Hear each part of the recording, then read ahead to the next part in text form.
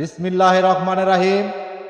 দেশ নেত্রী বেগম জিয়ার মৃত্যুতে চিরবর্দি থেকে আগত হৃদয়ের নেতৃত্বে চিরবর্দি থেকে একটি শোক মিছিল এসেছে।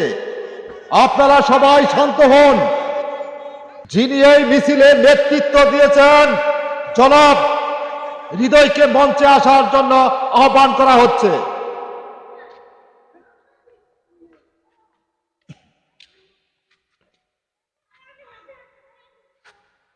হে গণতন্ত্রের মা, 16টি বছর জেল জুলুম অন্যায় অত্যাচার সহ্য করে 18 কোটি মানুষের জন্য করেছেন ত্যাগ স্বীকার। এত দেশপ্রেম, এত মায়া, এ যেন সুখের ছায়া।